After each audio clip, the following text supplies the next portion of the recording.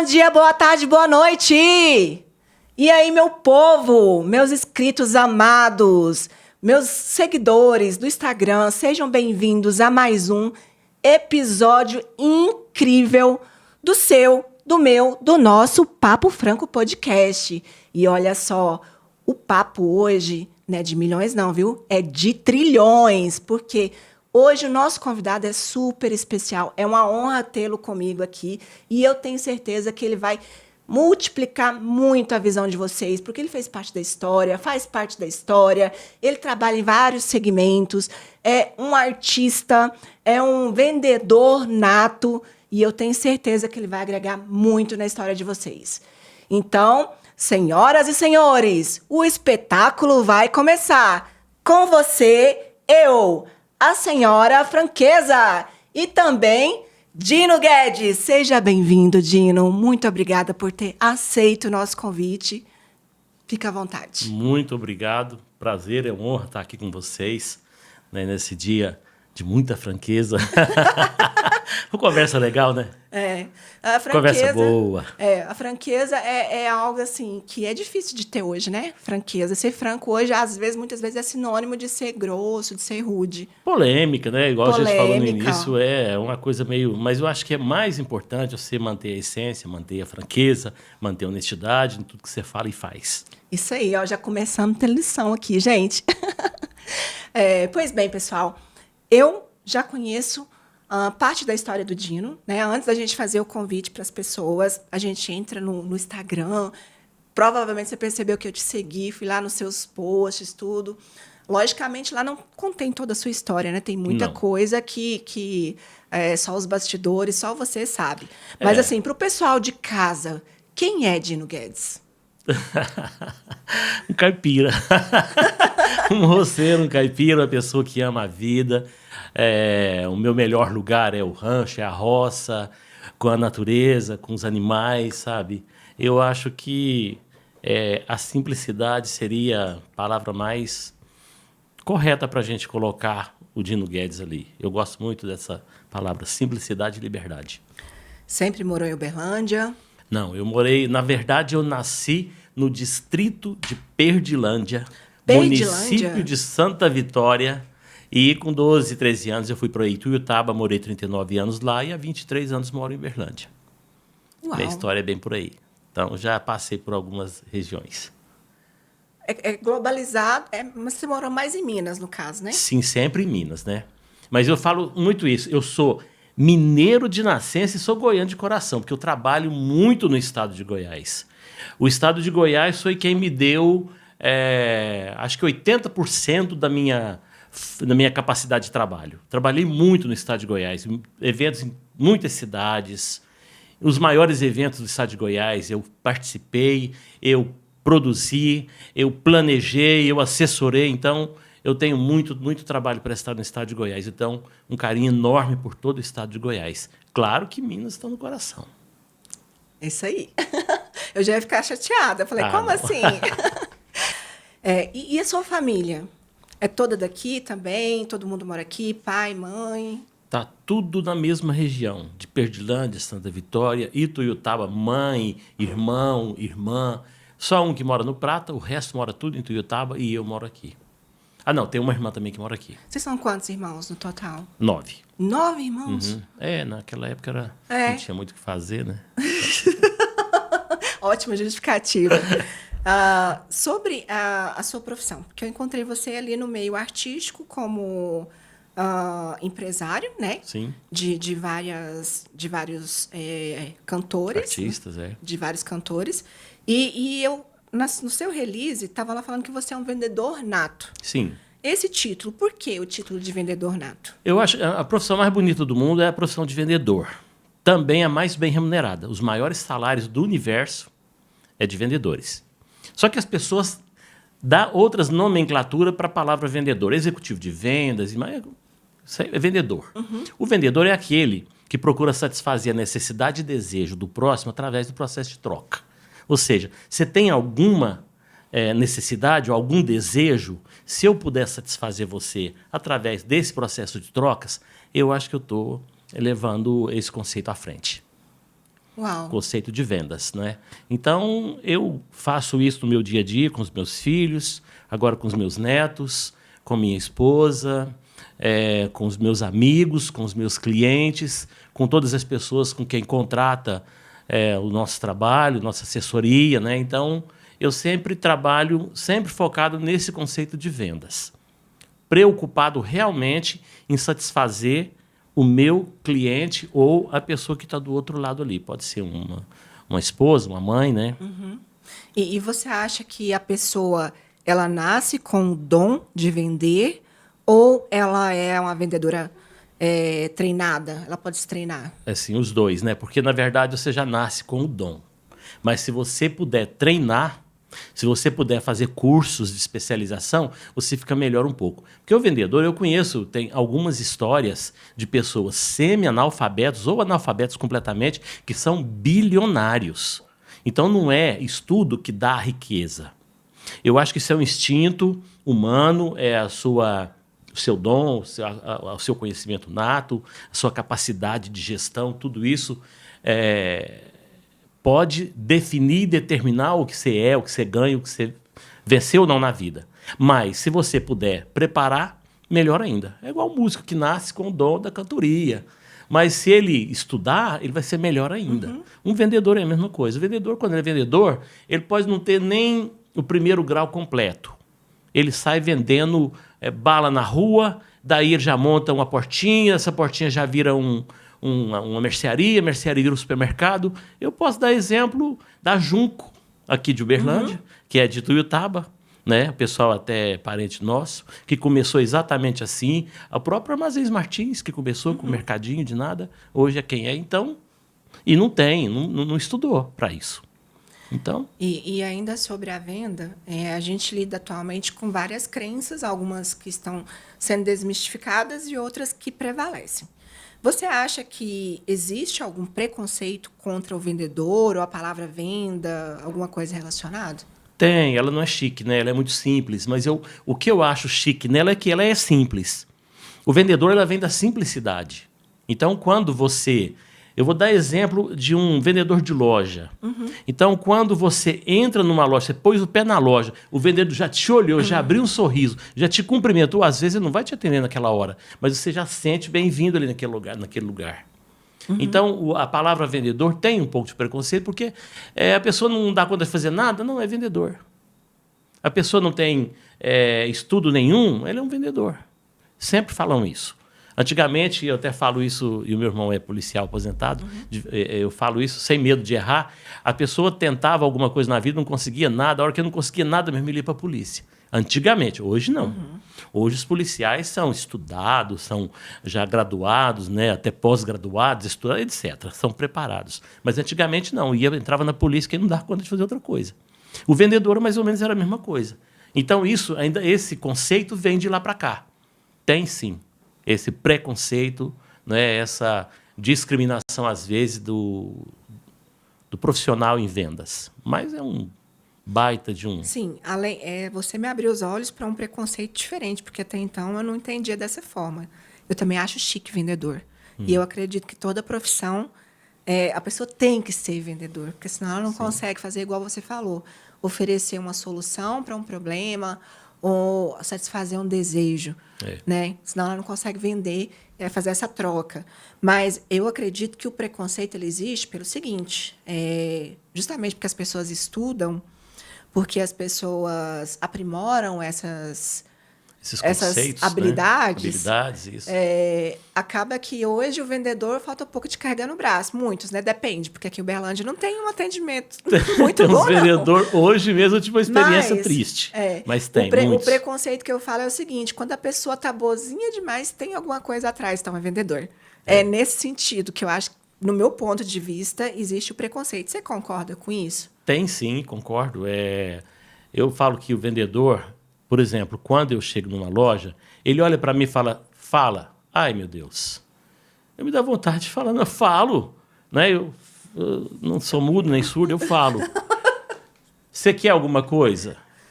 Ô, gente, pelo amor de Deus. Quero, eu estou aqui porque quero. Então, assim, esse tipo de O profissional que ele não é bem preparado, quando você entra na loja, seu cartão de visita vai por água abaixo. Quando ele é preparado, quando você entra na loja, em qualquer ambiente, pode ser um escritório de advogado, pode ser no consultório médico. Quando você chega no consultório médico e o médico olha para você e fala, você está sentindo alguma coisa? Fala, não, eu vim cá passear. Não é? Não, claro que sim, doutor. Ué. A gente não vai falar isso e tudo, mas a maioria dos médicos não tem preparo, maioria, hein? Não tem técnicas de recepção, de abordagem, de esgrima, de perguntar. A forma que ele pergunta, ela é meio bruta, né? Então, aquilo, para um médico, é terrível. Mas tem muitos assim. Não só médico, advogado, é de todos os profissionais. Eu percebo que principalmente aqui em Uberlândia, não são todos profissionais, são exceções, tá, pessoal? Antes que vocês confundam as bolas aí. Mas, a depender do tipo de serviço, do nível e do público que eles optam por atender, eles tratam o serviço como se fosse um favor. Sim, é outro drama, né? Tirar isso. Como se fosse um favor. Como se você não fosse pagar nada por isso, como se tivesse só a pessoa para atender, para te receber, para fazer o que ele faz. Né? E por melhor que seja, na verdade, os melhores que eu conheço não agem dessa forma, mas por melhor que seja, tem sim, gente. Né? Ninguém é insubstituível. Você pode ser tem um diferencial, mas ninguém é insubstituível, no meu ponto de vista. É aí que eu entro com essa tese de que o vendedor, ele nasceu com o dom, e às vezes ele não nasceu com o dom, mas ele não tem outra coisa para fazer, ele vai ser um vendedor. Ele não conseguiu. Esse vendedor é esse vendedor ruim, que você chega e ele te trata mal, ou ele não sabe te abordar, ou ele não sabe te recepcionar. Porque quando você entra numa loja, ou qualquer um ambiente de troca, que é uma loja por mercadoria, etc. Vou comprar um par de sapato, por exemplo. Eu chego lá, aí a moça, o senhor gostou de algum? Eu queria que você me mostrasse melhor, né? Ela já tinha que estar trazendo, mostrando, mostrar disponibilidade, mostrar estoque, mostrar... Porque eu fui lá para ver sapato. Já olhar para a pessoa, já traçar o perfil dela, olhar né? O sapato dele é mais ou menos... Mas assim, tem pessoas que não é preparada para isso. Mas são vendedores. Isso é um crime do empresário que coloca naquela função ali de vendedor uma pessoa com esse tipo de preparo. Essa empresa ela não vai longe, porque ele não soube nem escolher o recepcionista da sua empresa. O cartão de visita dele está errado. Então, isso aí já é um erro gravíssimo. E tem muitas empresas que têm isso no seu negócio. Tem muitas empresas. Ainda sobre a questão do preconceito em relação à venda, a gente está no momento em que o mercado está numa transição muito grande. Existem muitas pessoas que são contratadas pelo método seletista, né, que é a carteira de trabalho e tudo, mas existe uma grande transição e migração das pessoas que são seletistas para o empreendedorismo, para o trabalho autônomo e por aí vai. Mas... tendo em vista essa lente do preconceito, você acha que o trabalhador, o empreendedor, tem que ser vendedor o tempo inteiro ou ele tem que ter momentos para vender? Eu vou te dar até um exemplo. Antes de montar o podcast, eu era advogada. Eu advogava em todo lugar. Eu estava numa festa, o povo... Quando não era cliente que já estava contratado, e aí, doutora, como é que está o processo? Eu podia estar embriagada, dançando até o chão. E eu dançava. Que o povo perguntava. E outras pessoas iam tirar, tipo assim, dúvida. Sim. Né? Então, eu vendi o tempo inteiro. E algumas pessoas me tajavam como chata, só sabe falar disso, não sei o quê, só sabe vender. Mas, como expert em vendas, qual que é o seu posicionamento? Eu acho que a pessoa não deve falar muito, só o necessário. Se não te perguntar, não responda. Não entra, não vai lá. Se não te perguntou, é melhor você não responder. Às vezes, você está ouvindo a conversa e você conhece muito aquele assunto, mas eles não te perguntaram. Então, é melhor você ficar quieto e calado.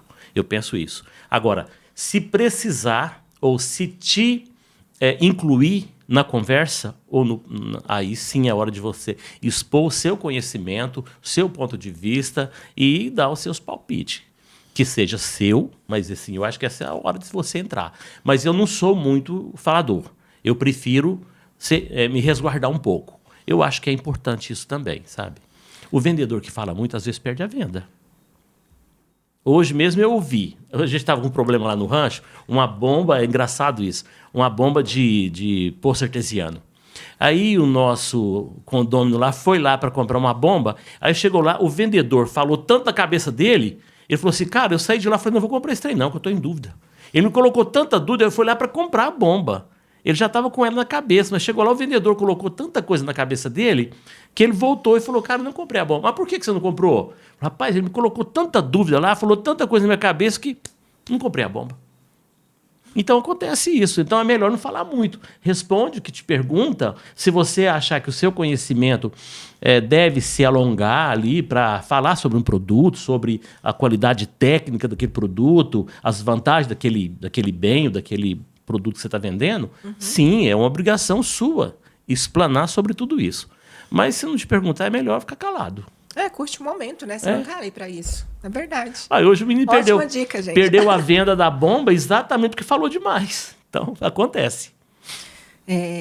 Uau. Já, é lição atrás de lição, gente. Para não falar lapada, viu? Mas olha só. No seu release, estava falando de diversas atividades, diversos segmentos em que você atuou e atua. Conta pra gente como que foi a sua trajetória desde os primeiros trabalhos, empregos que você teve, negócios, até aqui. É uma história longa. Mas assim, eu vou resumir. Porque quando eu e meu irmão mais velho que eu, a gente tinha lá 6 anos, 5, 7 anos, a gente tinha vontade de ser uma dupla sertaneja, né? Naquela época, faz tanto tempo isso, que naquela época os artistas que faziam sucesso eram Léo Canto, Robertinho, Chitãozinho Chororó estava engatinhando, mas a gente tinha assim, várias duplas que a gente tinha um Carreiro e Pardinho, a gente espelhava, e Caçula e Marinheiro, que era a nossa inspiração na época. Acho que vocês nem sabem o que é isso, mas se vocês consultarem, vocês vão ver que isso foi dupla famosa. E a gente subia num pé de manga para... Ali era a nossa Rádio Nacional, porque a Rádio Nacional de São Paulo era muito poderosa. Então, os artistas tudo cantavam na Rádio Nacional. Então, a gente subia em cima no pé de manga lá, ia com as violinhas que nós mesmo fazia lá, ia cantar. Mas eu tinha 6, 7, 8 anos. Então, o nosso sonho desde pequeno era cantar. E aí, quando eu vim para Ituiutaba, meu irmão foi para o Mato Grosso, a gente separou. E... ele depois voltou para a região, até para Uberlândia, formou aqui, entrou para a polícia, e aposentou na Cidade do Prata. E eu mudei totalmente a minha rota. Fui trabalhar em loja de materiais de construção, que eu era vendedor, depois passei a ser gerente, depois eu montei minha própria loja. Aí eu fui para a fábrica de cimento, trabalhei como executivo de vendas, né? Porque lá na minha carteira era vendedor mesmo. Eu estava lá executivo de vendas, eu achava engraçado aquilo. Falei, mas eu sou vendedor. Você não é vendedor, você é um executivo de vendas. É a mesma coisa. Então, aí a gente separou. Mas o sonho ficou. E quando eu completei 38 anos, eu estava já com uma loja bem montada, uma estrutura boa. Eu achei que eu já estava assim, definido na vida, economicamente falando. Eu falei, vou realizar meu sonho. Eu vou gravar um CD. Aí minha mulher falou, o quê? E eu dava aula na faculdade também, cheguei lá para meus alunos e falei, olha... eu vou gravar um CD. Todo mundo, uai, você canta? Eu não sabia, falei, nem eu sabia. Mas assim, eu brincava muito com isso, assim? Mas era o meu sonho. E aí surgiu a ideia da dupla Geraldo Viola e Dino Guedes, porque o Geraldo Viola, ele trabalhava comigo na loja, a gente era companheiro, amigo e tal. Quando eu ia para a fazenda, às vezes ia para a roça, ia para Pantanal. Onde eu viajava, eu levava ele. Então a gente levava a viola, a gente cantava, então a gente fazia por hobby. E acabou que vamos gravar um CD? Vamos, gravamos CD. Esse CD foi para São Paulo, foi bem aceito, né? O nosso primeiro CD já saímos. Naquela época lá tinha ainda gravadoras e tudo, né? Nós gravamos nosso primeiro CD em 1998 não, 1996, 98 eu já estava gravando o Desatino, foi a nossa música que decolou na época. Então eu realizei esse sonho, mas não com o meu irmão. Aí eu fui para a música. A loja de materiais de construção ficou com a minha esposa e com o meu irmão. E eu fui para São Paulo. Então, assim, deu uma reviravolta na vida. Eu larguei tudo, achei que já estava tudo definido e eu ia realizar meu sonho. Que música, muitas vezes, gente, quem está aí... Eu estou com 65 anos, eu posso falar e eu não tenho medo de errar, viu? Música é um sonho, é sangue, mas toma cuidado com isso, com sonho. Porque sonho, às vezes... se você não dosar, te leva para o buraco também. Então, assim foi. A dupla andou, né? O meu parceiro, depois de 6 CDs e um DVD gravado, aí meu parceiro ficou doente, faleceu. Aí eu tive que arrumar outro parceiro. Deu essa reviravolta. Nesse meio tempo, eu dava aula na faculdade, que também era um sonho meu, eu adorava isso. Em qual faculdade? Em Ituiutaba, chamava Sky. Né? Hoje acho que é FTM, mudou o nome. Mas era Sky na época, Escola de Administração de Empresas de Ituiutaba. Depois virou Sky porque tinha ciências contábeis também. Aí depois foi para economia, depois foi acrescentando. Né? Qual disciplina que você lecionava? Eu lecionei mercadologia 1 e 2, marketing, todos os assuntos ligados a marketing, auditoria contábil 1 e 2, administração de vendas. Tinha, de vez em quando, fazia algumas outras, ficava um ano cobrindo um professor, porque às vezes faltava professor. Então teve outras matérias, mas eu sou titular de 4 cadeiras. Titular, Então, assim, eu fiz pós-graduação em marketing na Fundação Getúlio Vargas e na Casper Libero de São Paulo e dava aula em Ituiutaba. Dei aula em alguns cursos de pós-graduação também, só que professor ganha mal, viu? Não ganha bem, não. Meus alunos saíram de lá ganhando 10 mil, 15 mil, 20 mil e eu ganhando 5. Eu achava aquilo horror, terrível. Eu formava um aluno para ele ganhar 20 mil e eu fazia muito isso. Eu falava, eu não estou formando um aluno, eu não estou formando um cidadão para ser um empregado, eu estou formando um cidadão para ser um empreendedor. Eu sempre tirei da cabeça que a pessoa tinha que se formar para ser um empregado. Não.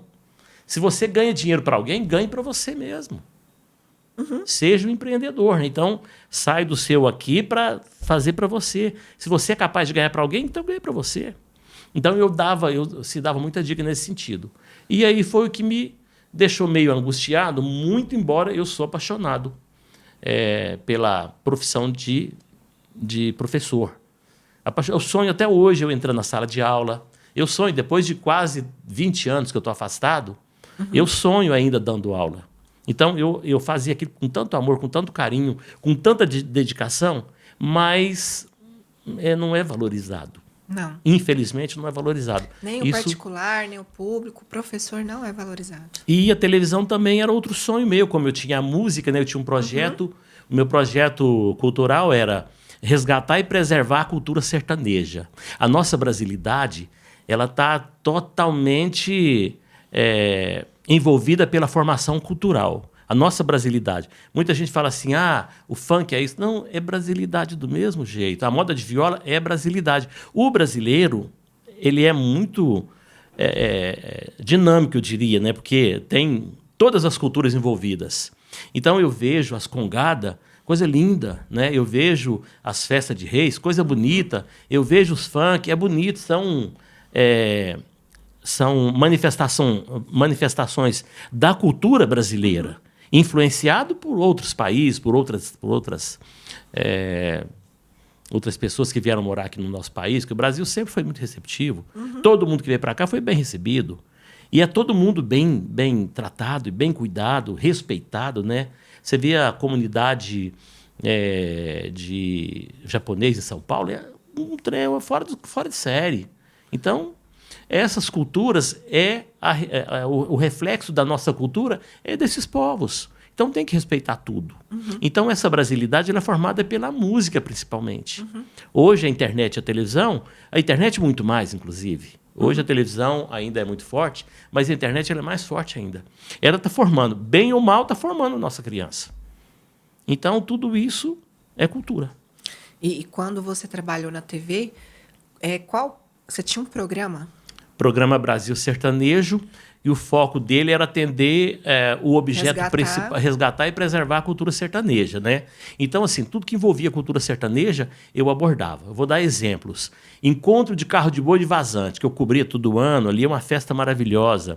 Eu ia para o Mato Grosso, a gente ia lá para falar da vida do ribeirinho que morava às margens dos rios, longe da civilização. A gente passava 5, 6 dias no meio do Pantanal, totalmente. Nossa, que bacana. Dentro de um barco que era era movido a diesel, a gente subia 5 dias de barco para depois começar a gravar as matérias, para conversar com os ribeirinhos, para falar da vida dele ali, como é que era. Gostoso, que era muito bom, assim. Maravilhoso. Foi assim, um período que Por quanto hoje tempo é um você sonho. ficou na TV? Ficou 5 anos e meio e depois eu fiquei mais 1 ano, que aí a televisão tirou o programa do ar por falta de patrocínio. Olha só, a cultura não tem muito apoiador. Os programas de, vamos dizer assim, de prisão, de morte, tem muito patrocínio, tem muita audiência. E a cultura tinha pouca audiência. A coisa mais engraçada é isso. Mas era um programa muito bonito. Quem lembra aí, o programa Brasil Sertanejo ia ao ar às 9 horas da manhã, num período depois 9h30. E ele ficava ali 40, 45 minutos no ar. Então era um programa de pura cultura sertaneja. Por exemplo, você conhece berrante? Claro, né?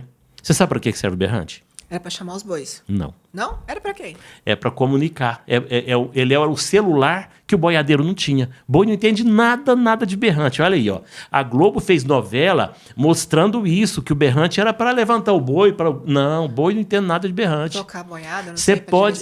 não. Na verdade, é um sinalizador entre os boiadeiros.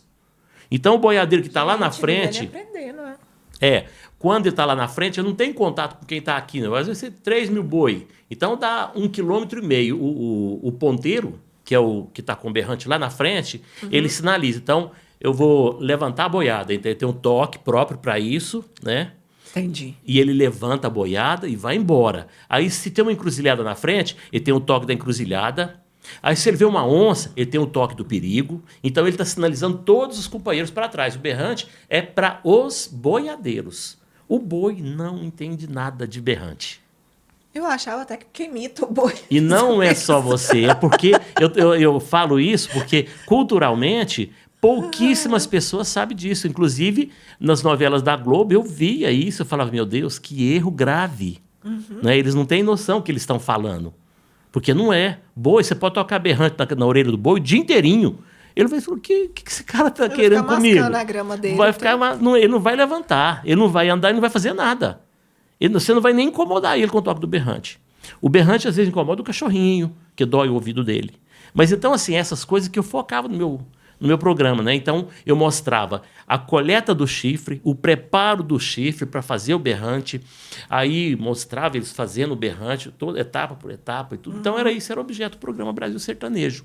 Tudo que era cultura, eu estou dando um exemplo, né? Encontro de carro de boi, essas coisas que eu gostava muito. Meu pai foi carreiro, então eu sou apaixonado por isso.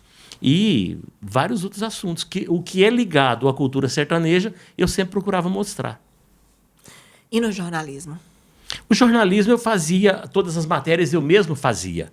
Então eu fazia jornalismo por quê? Porque eu ia atrás eu imaginava uma ideia e falava, então eu vou atrás das informações. Então eu fazia o trabalho de jornalismo e eu mesmo era o repórter e eu mesmo era o apresentador. Então eu ia lá, gravava as matérias, vinha cá, apresentava, então eu fazia tudo. Por isso que eu tinha função de jornalismo também. E a função de jornalismo tinha muitos programas que foi para o Ratinho na época. Uau, que legal. Então, assim, assuntos importantes, interessantes, e principalmente sobre a Chapada dos Guimarães, quando nós fomos para lá, mostrando aquela cidade de pedra, mostrando o Morro dos Ventos, coisa maravilhosa que tem ali no Mato Grosso, né? As cachoeiras. Eu fazia toda a matéria. Aqui pertinho tem... faltou o nome da cidade agora. Qual que é a matéria mais interessante que você fez, assim, que você falou, uau, eu nunca imaginava... essa situação, essa condição, essa descoberta, assim? Sim, eu no Mato Grosso, eu fui conhecer a viola de coxo. Viola de coxo é uma viola fabricada pelo nativo, com corda de tripa de macaco. Não, não é indígena, mas assim, são pessoas que moram na roça, né? O indígena em si, ele tem outros instrumentos, a viola não. A viola era do matuto mesmo. Então, eles tem uma árvore própria, né? E eles desenvolvem quem tiver a curiosidade aí, viola de coxo, ela é entidade cultural do Mato Grosso, inclusive é patenteado. Teve até uma discussão, uma briga entre Mato Grosso do Sul e Mato Grosso, porque todos dois queriam patentear como uma atividade cultural, um patrimônio cultural, obrigado, patrimônio cultural do próprio estado. Então, está patenteado e é disciplina de faculdade lá. A história da viola de coxo. Viola de coxo com tripa de macaco. Com tripa de macaco. E hoje você chegou não. a pegar? Sim, tocava? tem. Inclusive tem matéria no YouTube mostrando o professor que dá aula na faculdade e ele é instrumentista e ele desenvolve. Então, a gente mostrou isso em várias etapas, desde a coleta da madeira, o preparo e tudo, mostrando a fabricação. E depois eu fiz o encontro da viola de coxo com a viola caipira. Nossa, mas mostrou até matando macaco? Não, né? Não. Eu tô aqui pensando. Já estava seca, né? Não, na verdade a gente não usou, né? Nesse caso, essa reportagem lá, usou a linha de nylon mesmo, que é o mais prático. Antigamente não tinha linha de nylon, né? Então eles faziam da tripa do macaco, mas é isso mesmo. Historicamente é isso. Então, olha só, torcia ela e secava. Secava. Aqui ficava tão duro que eles tensionavam ela e davam o som. Era um som bem abafado.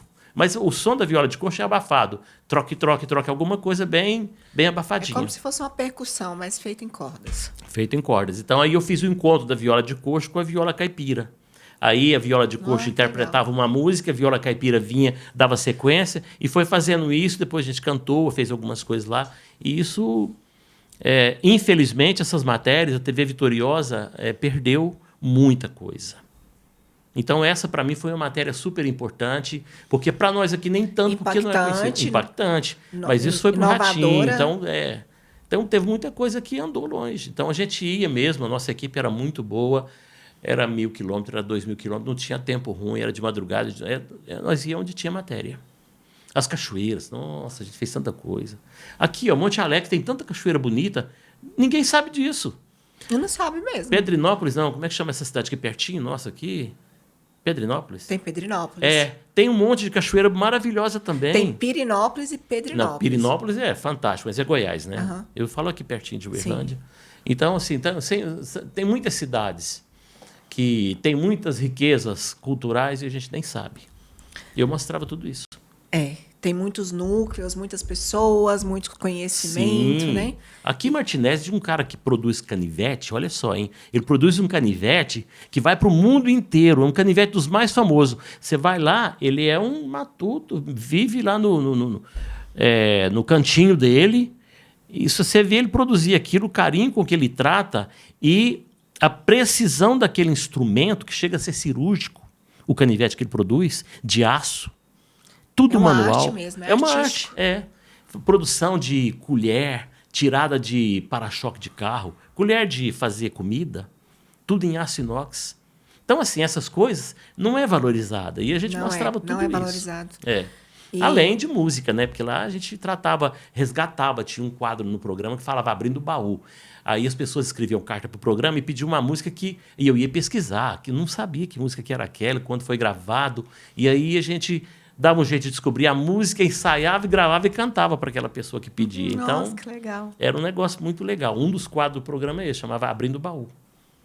Então, todo o programa eu fico tinha. lembrando daquelas rádios lá perto da minha cidade, eu sou de Lagoa Grande.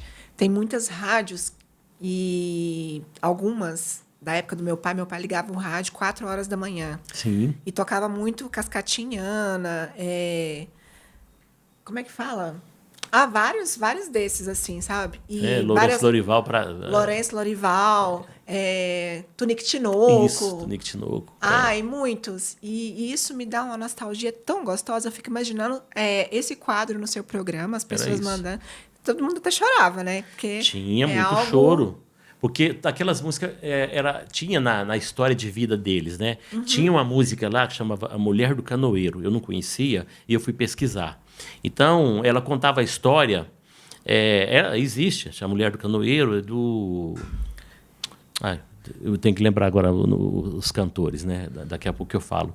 Mas aí ela fala a história de uma mulher que todo dia ela ia com o marido para a beira do rio para ele pescar. Então, ela ficava rezando para ele voltar. E um dia ele não voltou. Então, são histórias tristes. O Couro de Boi, por exemplo. Couro de Boi é mais ou menos a mesma coisa. É bem, né? Eu gravei Couro de Boi também. Então, tudo isso era objeto do nosso Abrindo o Baú. Uau. Então, vinha as histórias, vinha as passagens. Uma música que chama Ana Rosa, que conta a história.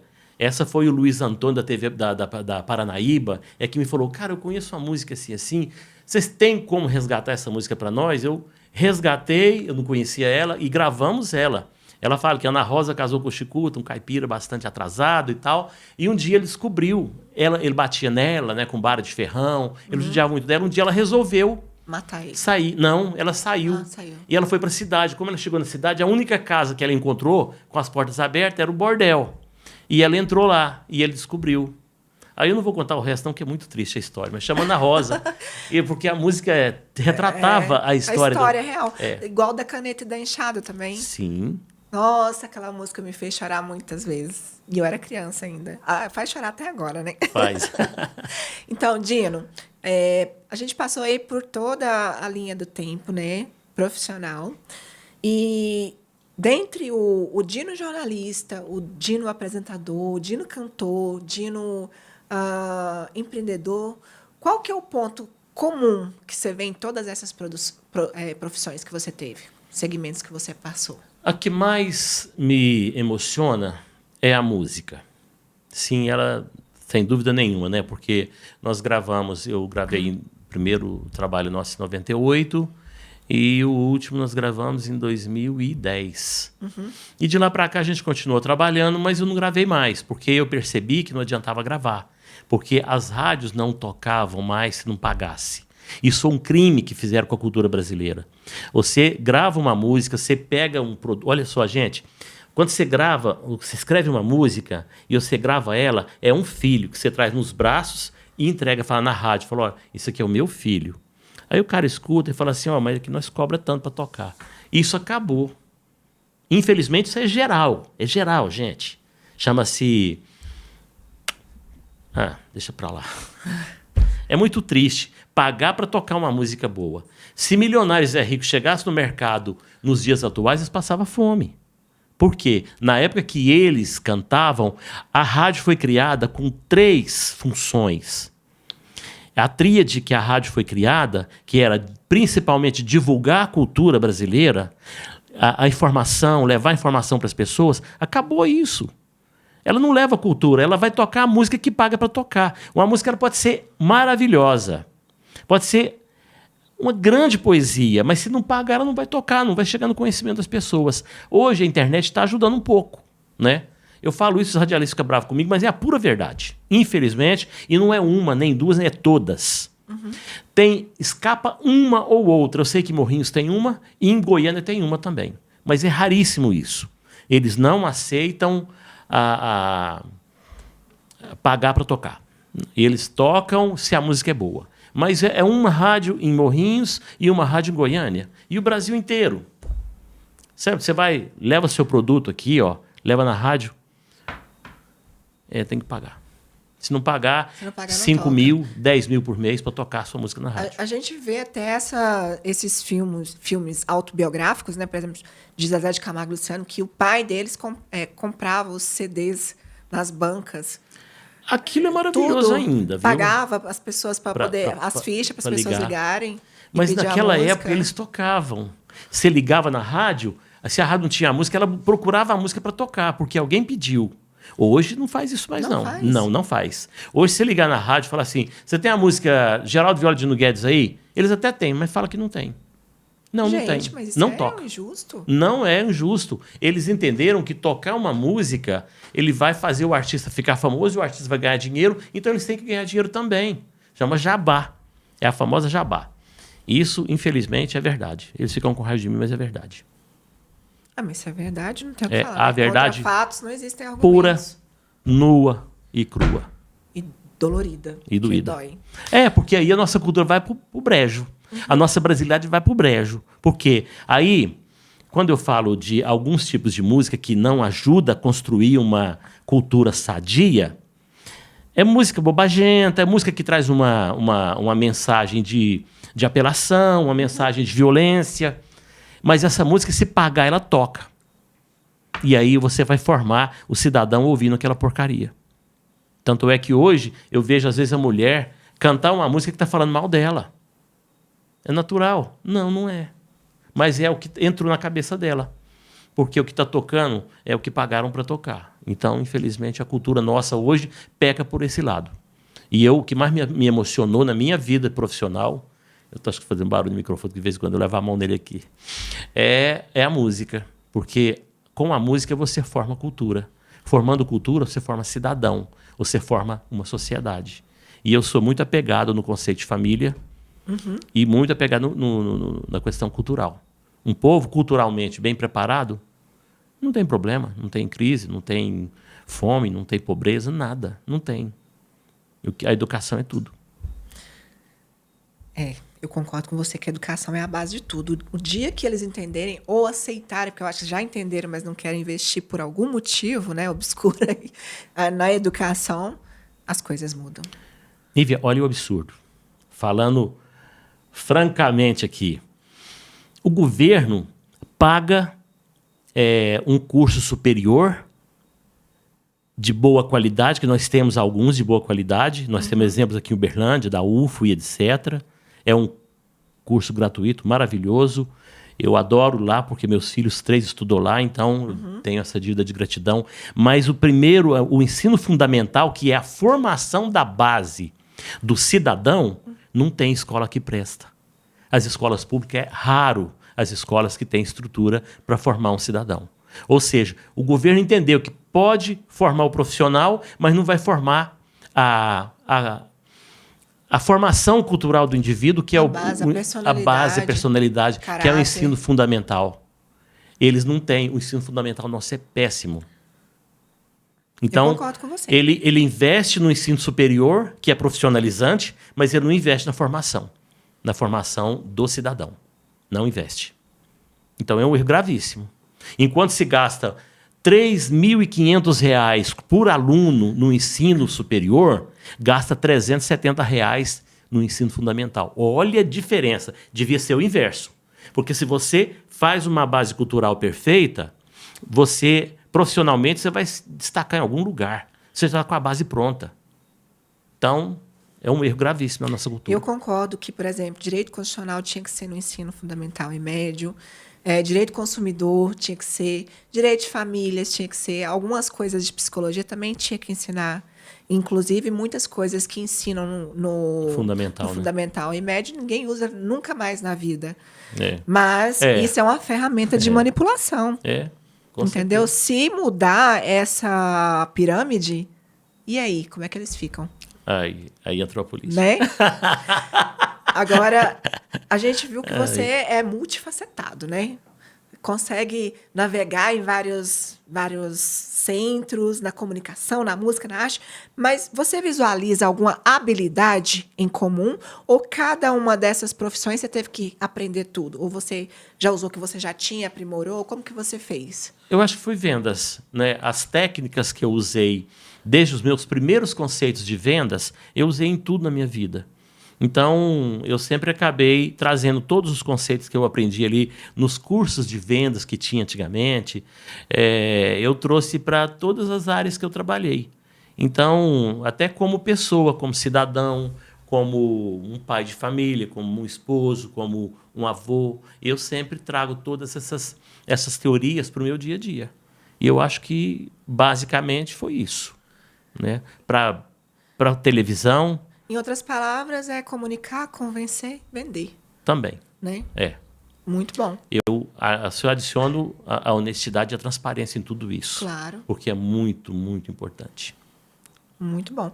E voltando lá na dupla, Geraldo Viola e Dino Guedes. Isso. Teve algum ponto marcante, né, nessa trajetória profissional de vocês? Alguma coisa dos bastidores que você acha interessante falar?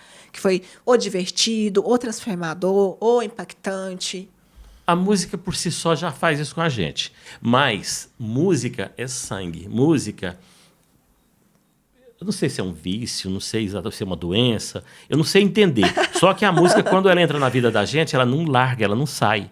Então, quando você vive desse jeito, às vezes você comete alguns erros. Né? E eu acho que um pouco da minha vida, se é que eu errei, eu não acho que eu errei, porque se eu cometi alguns erros, alguns deslizes, foi em função desse tipo de conceito mesmo meu. Mas se me perguntar, onde é que você acha que você errou? Eu falei, em hora nenhuma. Mas eu errei. Para outras pessoas eu errei. Mas para mim não, porque o sonho de um homem não tem preço. E eu realizar o meu sonho, dinheiro nenhum no mundo paga. E eu realizei. Então, eu quis fazer da música, fazer da minha história a minha realização. Mas teve algum fato, algum acontecimento que levou você até essa concepção? Olha, não tenho assim, uma coisa marcante, não, sabe? É a única coisa que eu acho que faltou isso no meu parceiro. Ele já faleceu, então não queria tocar muito nesse assunto. Mas eu queria e ele não queria. Quando um quer e o outro não quer, aí a coisa não vai.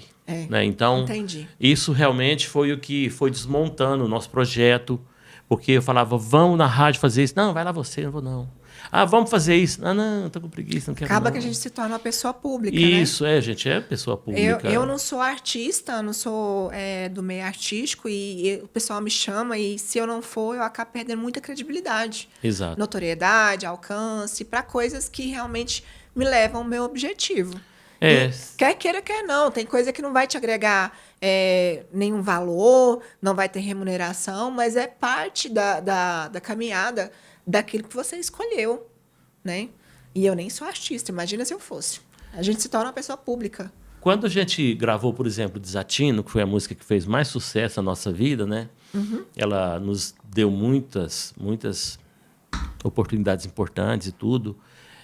Eu achei que naquele momento a dupla ia estourar nacionalmente, né? Agora, por falta de boa vontade, a gente não chegou onde eu queria chegar.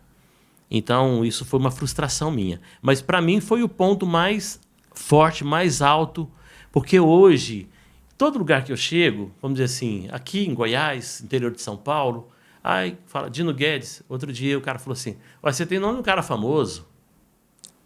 Obrigado, tem nome de um cara famoso, Por que eu tenho o nome de cara famoso? Não, eu tenho um cantor com esse nome, acho que é Geraldo Viola e Dino Guedes. Não, mas o Dino Guedes sou eu. É você? Então as pessoas ficam surpresas, né, de ver e tudo. Então isso ainda é o meu ponto alto, porque eu consegui construir essa imagem. E para mim ele é muito importante para mim. Dá dinheiro? Não. Mas às vezes tudo não é dinheiro. Tem coisas que não é. Sim. Dinheiro não é tudo na vida da gente. É a questão dos valores. A gente nem sempre valoriza o dinheiro. E Então, no meu caso também.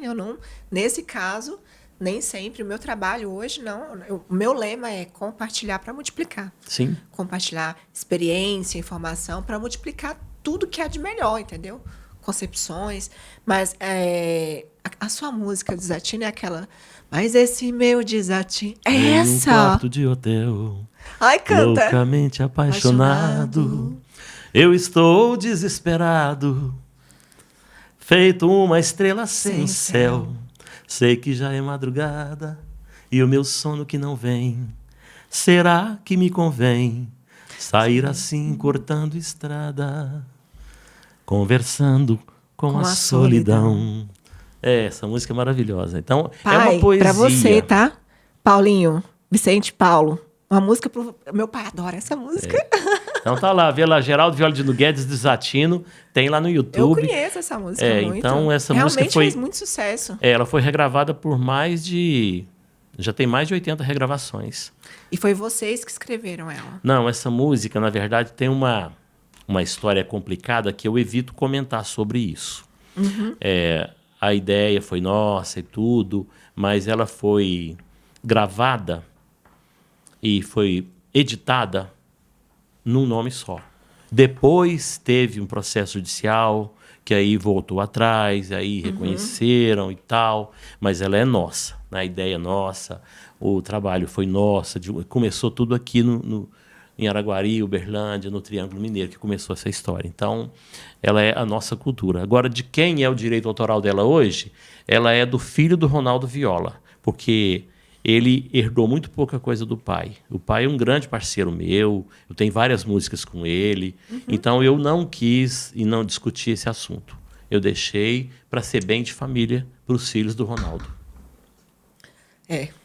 Mas é nossa. É nossa, é do Brasil do agora. Brasil, é do Brasil. Agora a gente vai abordar uma mistura.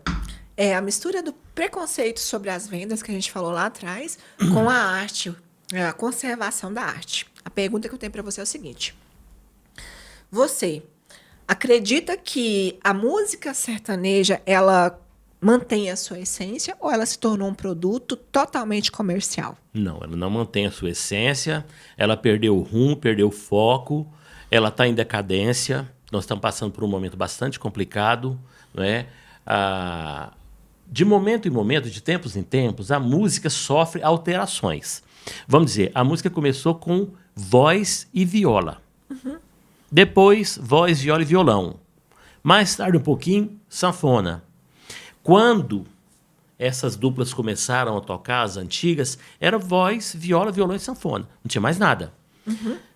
Com a chegada do Léo Canhoto e Robertinho, eles introduziram guitarra, teclado, aí modernizou a música, mas continuou sendo uma música sertaneja de muito boa qualidade, de boa qualidade. Aí já veio Milionário José Rico, mas você pode ver que nem bateria tem nas músicas, e músicas maravilhosas. E tantos artistas e compositores, e que escreveu e que gravou sem muita barulhada. Hoje a música modernizou. É ruim ou é bom?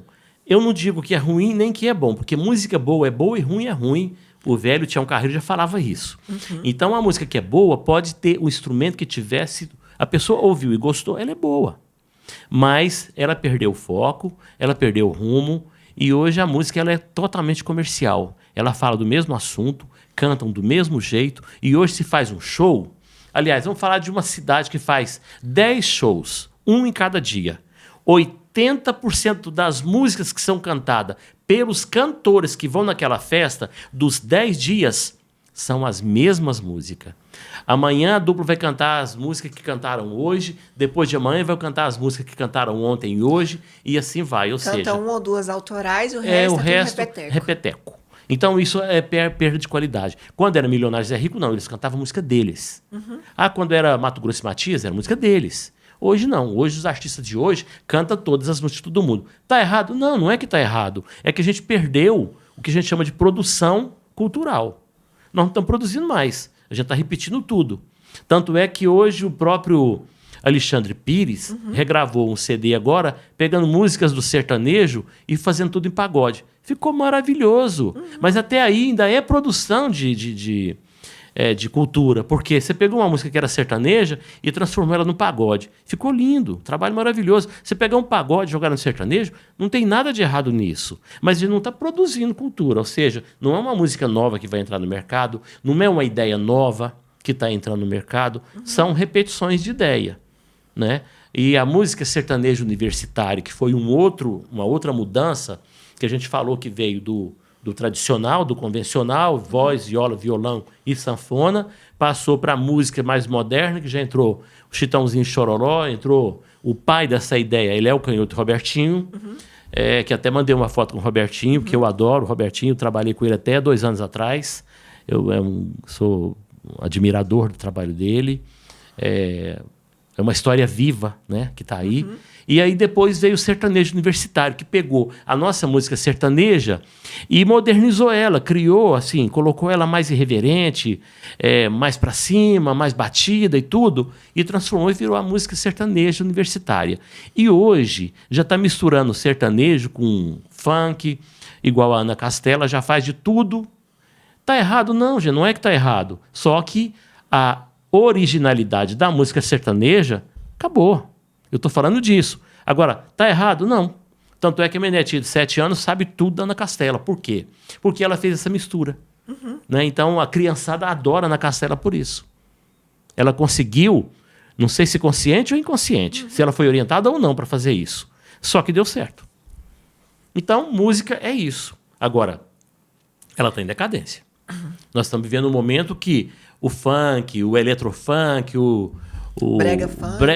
Tá tomando conta. Hoje você vai numa festa, você já vê o sertanejo ser jogado de lado. A hora que entra o funk, a explosão de emoção. O sertanejo ainda está forte, sim, mas nem de longe é o que era 10 anos atrás. Eu concordo com você. Inclusive, eu sou uma fã da música caipira, do sertanejo caipira. Sim. Inclusive, eu ouso em comparar as letras das músicas sertanejo caipira com músicas de rock, né? Que são que são advindas das músicas sinfônicas, e porque todas elas são Que o histórias. rock também é raiz. O rock também é raiz, e são músicas que têm história.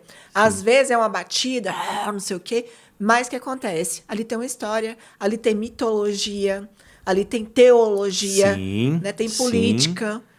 Então, realmente, eu concordo com você que está perdendo a essência, está se perdendo completamente em função de muitas modernidades. Você tocou num ponto fundamental. E isso aí a música perdeu. Tudo isso, essa força cultural, essa brasilidade que a gente tinha na música, perdeu. E falando em modernidade, a gente está na era que estão criando várias ferramentas, estão criando o chat GPT, Sim. né? Qual que é o seu posicionamento? Você acha que o chat GPT vai chegar a substituir o ser humano nas questões artísticas? Porque já inventam vozes, já inventam letras, já fazem um monte de coisa. Qual que é o seu posicionamento? No que você acredita? Olha só, a gente levava talvez 1 ano para produzir uma música. Hoje faz ela em 3 minutos. Você produz instrumental, você produz voz, você compõe, você dá uma ideia e o IA te dá a música pronta. O ritmo que você quiser, você escolhe e faz.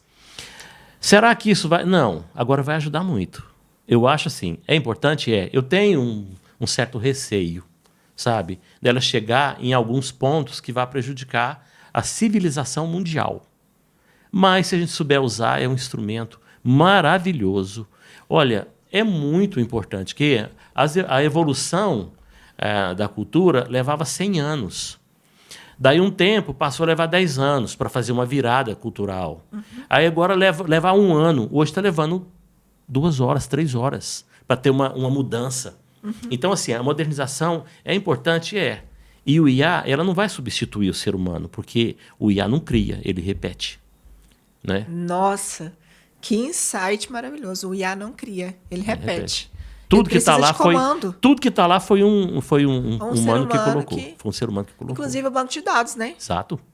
O banco de dados mundial é um ser humano que criou. Você joga uma ideia lá e ele busca em todos os sites uma informação referente àquele assunto e te dá as melhores informações. Então, assim, é um negócio fantástico, é maravilhoso.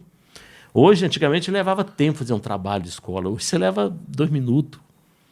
É errado isso, por quê? Porque o processo criativo nosso vai ficar para trás. Ou seja, você não vai mais forçar para fazer. Antes eu estudava a noite inteira para criar alguma coisa. Hoje não. Você resolve em 2, 3 minutos com o IA. E eu acho que isso é ruim porque o que criou o IA, toda a cultura que formou os bancos de dados da inteligência artificial, tudo isso foi do ser humano. E aí, o ser humano atual não vai ter cabeça para criar outro banco de dados se precisar. Esse é o problema. Igual o número de telefone, né? Antes a gente anotava, a gente gravava o número de telefone na cabeça. Hoje você sabe algum número de telefone de cor? Ninguém sabe. Muito difícil. A gente acaba... É aquele velho ditado que o desuso atrofia. Atrofia. Você deixa de usar uma habilidade sua de memorizar, atrofia, já era, perdeu. E a IA vai acontecer a mesma coisa. Exatamente. Porque hoje as crianças já não estão pensando mais. O IA está pensando por elas. Porque alguém colocou lá. Foi um ser humano. Mas já está lá. A ideia já está lá. Então, existe coisas fantásticas no IA.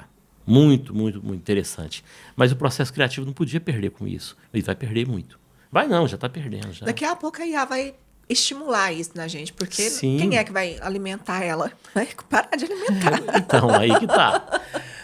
Teve que ter formação cultural para alimentar o banco de dados. E hoje a gente vê que não tem. Essas pessoas estão... Até a medicina, o povo tá... Ai, eu tô com essa dor aqui, não sei o quê. O que é que eu tô... Vai lá. Eu tenho uma filha que é médica, né? Ela, sério? Sim. Ela trabalha em São Paulo, no INCOR, ela é cardiologista. E eu tenho um orgulho muito grande. Ela, meu genro, também tá lá. A minha outra filha é dentista, terminou o doutorado agora, já fez mestrado. Então, tem clínica, são bem-sucedidos. Meu filho está em Joinville, ele é engenheiro de produção e gerente de engenheiro de uma grande empresa. Então, assim, eu falo que Deus me deu o maior presente que um pai gostaria de receber na vida, a maior riqueza que um pai poderia ter. E eu tenho. Dinheiro. Tá ruim, mas tá bom. Né? Tá ruim, mas tá bom. Tem uma música É isso dessa aí. aí. Tá ruim, mas tá bom. Gilberto Gilmar. Ó, atualmente, nós sabemos que você é empresário de vários artistas e você trabalha tanto com o empresariado e com a produção também. Conta pra gente um pouco. Então, quando eu vi que a dupla, Geraldo Viola e Dino Guedes, já não estava pagando mais as contas, eu fiquei pensando, meu Deus, e agora? O que eu vou fazer? Porque eu larguei tudo que eu tinha. Larguei loja de materiais de construção, eu larguei a minha profissão de professor, eu deixei a apresentação de televisão, então eu fui mexer só com a música. E aí chegou um momento que aí a música já não estava mais pagando conta. Aí eu pensei, o que eu vou fazer? Eu fiz muitas amizades no meio. Então, esses artistas que hoje é famoso, todos eles a gente foi amigo no início da carreira. Eu convivi com o Gustavo Lima, morar no mesmo quarto, né, de comer arroz com hambúrguer junto, de passar, no início da carreira dele, as dificuldades que ele viveu, e eu conheci todas. O Cristiano Araújo, meu grande parceiro, lamentei muito a morte do Cristiano. Foi realmente foi muito triste. Então, nesse momento, eu quis criar uma nova vertente de trabalho para mim. Então, eu comecei a visitar as prefeituras para vender shows, né? E foi interessante. E eu comecei a estudar também como produzir um evento, né? Comecei a estudar tudo que tinha que fazer, equipamentos e tudo, para poder assessorar um prefeito, para poder dar uma ideia, para poder criar alguma coisa nova, levar uma alternativa para aquela prefeitura para gastar menos e produzir um evento melhor. Então, tudo isso era coisa que a gente pensava como solução. E deu certo, porque eu fiz grandes eventos na minha vida. No estado de Goiás, eu tenho, se eu for numerar aqui, vai ser muitos, mas eu vou falar Quirinópolis, Morrinhos, Goiatuba, Buriti Alegre, e aí vai, é uma gama de cidades, né? Mesmo longe, né? Outras cidades um pouco mais longe, que não está aqui na nossa região, mas cidades grandes que eu produzi evento. E grandes artistas passaram a conviver, porque eu contratava os artistas para fazer os eventos. E aí acabou que eu fiquei amigo de muita gente. Quando o Zé Rico morreu, a gente tinha noite que passava a noite inteirinha conversando, sentado numa mesa, porque o Zé dormia muito pouco. Ele terminava o show, eu vou dar exemplo aqui, em alguma cidade, tipo em Inaciolândia, e lá na Pousada Rio dos Bois, nós ficávamos sentados na beira do rio, conversando a noite inteira até o ônibus sair, porque ele não dormia. Nossa! E ele falava, não, fica aqui comigo, Zum. E a gente ficava, às vezes, tem um grande amigo, eu até mandei uma foto do Wellington, lá do restaurante Terra Branca, a gente é muito amigo, e ele é uma pessoa que viveu isso comigo, né, que ele era muito fã do Zé, e a gente ficava conversando com ele. Então, o Zé, Milionário Zé Rico, para mim o Zé Rico é o grande personagem da música, da cultura brasileira. E eu não tenho, se falar qual que é o segundo, longe, eu vou colocar outra pessoa. O Zé, para mim, ele era musicista por natureza, ele era um grande intérprete, um grande compositor, um grande pensador, ele só não sabia administrar a vida dele financeira, ele era meio desorganizado nisso. Mas, de resto, ele é a grande referência para mim. E aí eu comecei a construir a minha vida em cima de produzir, de planejar, de executar e de realizar eventos. Você vendia? Aí eu contratava o artista. Contratava o artista? Aí eu fiquei, na época eu fui Zezé de Camargo e Luciano, eu tinha carta de exclusividade do escritório deles. Eu tinha carta de exclusividade de Mato Grosso e Matias. Então, antigamente tinha muito isso. Eu ia lá no escritório, fazia um cadastro, e aquela região, quando tinha um show, era eu que coordenava tudo. Às vezes eles ligavam no escritório, quem cuida aí é o Dino Guedes. Aí me ligavam, a cidade tal quer fazer um evento, vai lá e resolve o problema lá. E assim a gente fazia. Então eu entrei para esse mercado, né, de produção e vendas de shows exatamente quando a minha dupla começou a perder faturamento e não estava pagando as contas mais. Mas você foi muito criativo.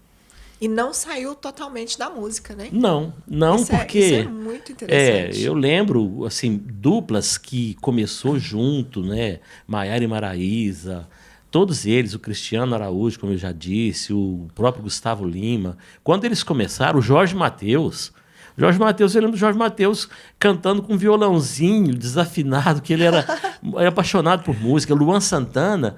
brigando comigo em Caçu para fazer uma participação. Ele tinha 14 anos, 13, 14 anos. Ele ainda era o guruzinho. Eu estou falando aqui, ele pode até ouvir isso, né? Mas ele lembra muito bem que em Caçu eu vi ele sentado numa praça lá, tocando violão, e eu peguei e olhei para aquilo e falei assim, a determinação desse artista vai levar ele muito longe. E tinha lá um parceiro nosso, locutor que está hoje ainda em Caçu, porque o Anderson Ricardo, que é o empresário do Gustavo, era locutor da mesma rádio onde o Maravilha, que é um amigo meu, ouviu eu falando isso. Falei, esse garoto, a determinação dele vai levar ele muito longe. E hoje é o Luan Santana. Era o gurizinho na época ainda, né? O violãozinho preto. Eu lembro demais dele lá, né? Insistindo para fazer uma participação num show. Não lembro nem de quem, mas ele queria cantar umas músicas oportunidade. lá. É. E olha só quem é que foi pedir oportunidade para mim. Uau, tem muita responsabilidade nas mãos. Não, é uma história, né? Porque, assim, isso não levou a lugar nenhum. Eu sei que o trabalho dele, o que levou foi a competência dele, né? A musicalidade, tudo. A parte artística é uma coisa nata dele. Nasceu com isso, sim. Então... E de tantos outros artistas. Mas, assim, estou dando exemplos que eu conheci, que eu vivi, que eu cresci junto ali. Jorge Mateus. Eu não imaginava nunca que Jorge Mateus ia chegar onde chegou. Por quê? Eu ainda conhecia a música que o Milionário Zé Rico cantava.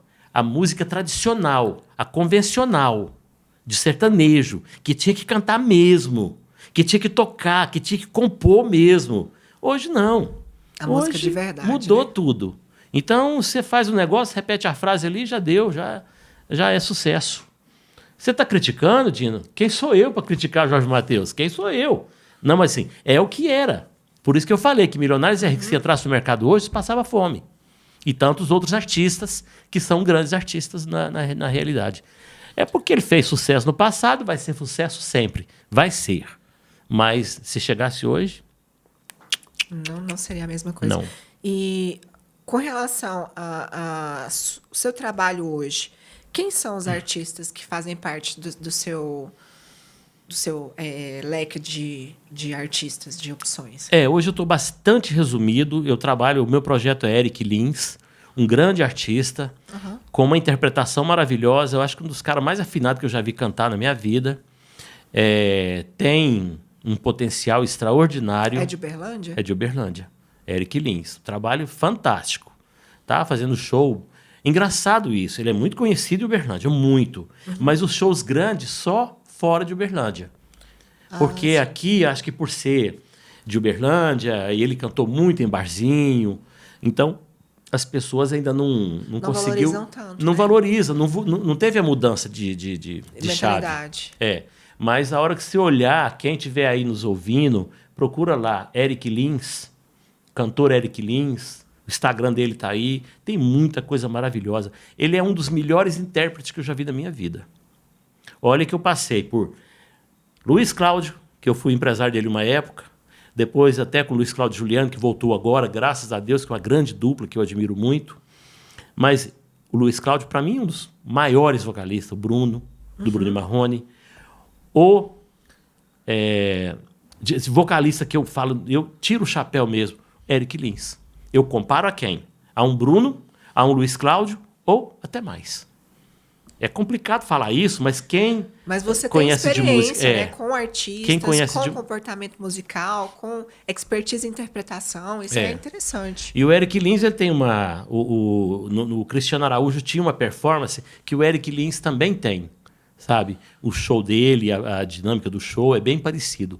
Então eu gosto muito e eu creio, né, que é sucesso. E uma outra dupla também que eu admiro muito o trabalho, que faz uma coisa moderna, nova, é Hugo e Castellari. Hugo e Castellari. Então, outra dupla pequena ainda. E também você é empresário deles? Sim, a gente trabalha junto, né? Eu que vendo o show deles e represento eles para o Brasil inteiro. A Valéria Barros também, eu trabalho com muito show dela, né?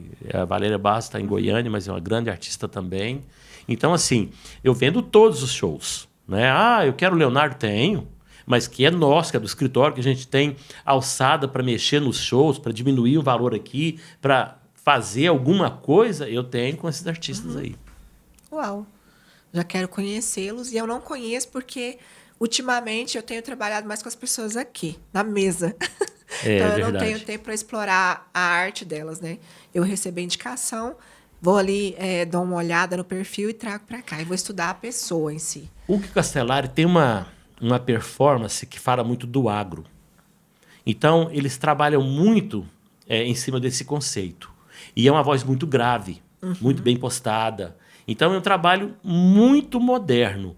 O que o João Carreiro e Capataz produziu, depois João Carreiro, o que vários outros artistas do meio produziu naquele estilo do João Carreiro e Capataz, hoje o Hugo Castellari faz muito bem. E ele tem muitos trabalhos, né, com participação de Luan Pereira, com participação de vários artistas grandes, né? Com Paraná, que eu sou fã demais da conta também. Então, Chico Rei? Chico Rei Paraná, o Paraná do Chico Rei Paraná. Então, são vários artistas que participam do projeto deles, né? Inclusive o João Carreiro gravou com eles antes de morrer. Então, a gente tem essas relíquias ainda para lançar, nem lançou ainda, né? Então, muita coisa boa que ficou. E o trabalho do Castellari, para mim, é uma referência muito forte, tanto quanto do Eric Lins, em ambientes totalmente diferentes. Sim. O Eric Lins trabalha numa linha mais romântica, tipo um Bruno melhorado. Porque o Bruno é fantástico, o Bruno é maravilhoso. E o Eric Lins é um Bruno melhorado, então você imagina que o cara é bom. Esse é um conceito meu, viu, gente? Mas dá uma olhada lá, confere, depois você me fala. Agora... Já deixa tudo nos comentários aqui, gente. É mesmo, O que vocês acharam, né? A opinião de vocês é muito importante para nós. E o Castellari vem com uma proposta nova, sabe? Fazendo um trabalho bem moderno, né? Falando do agro, do valor do agro, da responsabilidade. Então, tem uma música deles lá, que tem milhões e milhões de acessos, que fala do Cowboy Forever. Então, ele fala, é muito fácil você falar do agro com a picanha no prato. É muito fácil você falar de tudo que está acontecendo, sendo que você tem o arroz e o feijão na sua mesa. Então, respeita o agro. Então, assim, isso está acontecendo por causa de política também, né? Porque o nosso governador, o nosso presidente, não respeita muito o agro. Eu acho isso muito errado. A nossa grande força, a maior força brasileira hoje é o agro. E não respeitam. Né? Então, as brigas é por aí. Parou o agro, parou tudo. Parou tudo, gente. Não, vocês... 100%. Não vou falar 100%, mas é quase 100%. Eu não sei o que vai virar depois dessas loucura aí do já que você tocou no assunto, presidente americano e sei lá. Já que você tocou no assunto da política, eu não vou nem te falar qual que é o seu posicionamento, mas pode abordar a respeito também. Mas o que você acha que é o futuro do Brasil nos próximo 1 ano, 2 anos, né? 1 ano e meio. 1 ano e 5 meses, né? Que é o ano que vem, que é a política. Enfiar mais ainda no buraco. Infelizmente. A nossa situação é grave, é triste. Os empresários... Porque é o seguinte, gente, o que movimenta a economia? Os empresários. E o povo trabalhador? Meu Deus, trabalha para os empresários. É uma força, é uma engrenagem isso. Eu preciso de emprego. Se eu não tiver empresário bem preparado, bem estruturado, eu não vou ter emprego para sustentar minha família. Então, o que acontece? Nós estamos desestruturando a cada dia que passa o nosso mercado. A cada dia que passa é um entrave maior. E a produção é prejudicada. E olha só, gente, esse monte de gente que tem lavouras e mais lavouras de laranja, o que vai fazer com esse tanto de laranja? Imagina só, se a gente acabou a exportação da carne, o que vamos fazer com essa carne? Nós não temos nem para onde, o boi vai ficar no pasto comendo e não ganhando nada, é um prejuízo altíssimo. O porco, se ele passar de 3 meses e 70, 3 meses e meio, um pouquinho mais, antes de 4 meses, atingiu 90 quilos, se ele ficar ali na granja comendo, ele não vai transformar aquela ração em carne. Ele já começa a dar prejuízo. E aí acabou. Então, nós não podemos fazer isso com o produtor rural. E está acontecendo isso. Só que isso vai aparecer na nossa mesa, carne mais barata, vai chegar carne mais barata, mas vai desestruturar totalmente o produtor rural. Outro dia eu vi uma mulher fazendo uma comparação, é triste de fazer essa comparação, gente, olha só, uma garrafa de água custou R$ 5,70, uma petzinha de 2 litros, 2 litros de leite custou R$ 3,70. Meu Deus. 2 litros de leite é a metade do preço de 2 litros de água. Isso está errado. Não pode. O produtor rural, Ele tem que ser valorizado. Isso é o que... Não é que tem que aumentar o preço do leite, não, mas a água então tinha que baratear. Sabe? Tinha que dar condição para o produtor rural não passar aperto. Agora, tem muita... O agro está bem financeiramente? Está. A soja, né, a produção de milho, altíssimo e há muitas fortunas. Outro dia vi uma reunião onde foi fazer uma inauguração de uma fazenda, tinha 62 aeronaves estacionadas no aeroporto da fazenda para fazer uma inauguração. Ou seja, o agro está bem? Está. É bom que ele esteja bem, porque enquanto ele está bem, é sinal que o mundo tem alimento. Se o agro pecar, o mundo fica sem alimento. Agora, você vai em São Paulo e vê aquela cidade de cima e olha lá, aquela quantidade de prédio. Você vai... Todo mundo come. E é só São Paulo. São Paulo não é nada perto do mundo. O mundo inteiro come. E o Brasil é o celeiro do mundo. Como é que você vai desestruturar o agro do Brasil? Não pode, meu Deus. É um pecado, é um crime. Isso é um crime tal qual o Holocausto. Me perdoa falar isso, mas o crime que estão cometendo com o Brasil, com o agro, é um crime gravíssimo. Muita gente vai morrer de fome por falta de alimento. Por quê? Eu, produtor rural, perdi a capacidade? Eu vou deixar de produzir alimento. Eu acho que... Vai deixar de produzir, vai deixar de empregar, vai deixar de fazer várias coisas. Sim, claro. Eu vi produtor de madeira lá do Paraná, tem lá 370 funcionários, ele está com a produção todinha parada, porque ele exportava tudo para os Estados Unidos. Acabou. O empresário que investiu tudo na vida dele está lá em cima da empresa. Sabe o que vale aquela empresa dele hoje? Vale nada, porque quem quer comprar uma empresa que não tem para quem produzir? Agora, o que vai acontecer com 375 funcionários que ele tinha? Ele não tem como pagar. Eu vivi isso em 2020. Em 2020, gente, veio... Só que isso é divino, não posso reclamar coisas que vêm de Deus. Mas veio a pandemia. Eu estava com mais de 10 milhões em contrato no ano de 2020. Cancelou todos. Cancelou tudo. O prejuízo foi altíssimo. O prejuízo de 2020 foi em torno de 4 milhões. Aí eu tive que dispensar todo mundo que trabalhava comigo, vendi tudo que eu tinha, vendi caminhonete, vendi tudo que eu tinha, que eu podia para pagar a dívida. Eu voltei em 2023, quando os eventos começaram a voltar, eu voltei do zero. Eu voltei da estaca zero. Mas eu dava muito emprego. Eu produzia muitos eventos. Ali naqueles eventos, eu dava emprego para 50, 60, 70 barraqueiros que ia lá vender cerveja, churros, espetinho e tal. Eu dava emprego para um monte de gente que trabalhava para montar, para desmontar, segurança, gerador. Eu dava um monte de emprego. Assim, no meu caso, foi um caso atípico, porque não é uma atitude governamental. Foi uma ação divina. Uma força natural. Uma força natural. Foi de Deus, né, gente? Então, a gente não pode discutir isso. Quando é divino, é divino. A gente acata. Eu acatei. Tá tudo bem. Eu estou feliz. Foi uma lição, né? Uma lição muito grande. E aí, hoje estão vivendo quem? Os produtores de laranja, os produtores de café. O que nós vamos fazer com esse café? Nós vamos mandar para onde? Até conseguir contornar a logística para mandar esse café para outros países, o prejuízo é muito grande. Tem um ano, gente. E nesse um ano, como é que a gente vai sustentar essa cadeia? Não. É porque eu acho que as pessoas ainda não parou para pensar. E analisando esse cenário, retratando aí os problemas que você acabou de falar, que tem grande chance, está na iminência de acontecer tudo isso, né? O que você acha que seria a solução para isso? Se você hoje fosse, tipo assim, o presidente do Brasil ou o Trump e as maiores autoridades entrassem em contato com você, o que você acha que seria a solução? Olha, essa pergunta é muito boa e muito difícil de responder. Porque mas pode dar um palpite. Quem dera a gente tivesse uma receita dessa. Porque né? A gente sempre pensa, né? Imagina assim, que, na verdade, eu estava enxergando o problema econômico e político em outro âmbito. Hoje você me trouxe uma nova visão, que é a visão do agro. Eu não tinha pensado na visão do agro.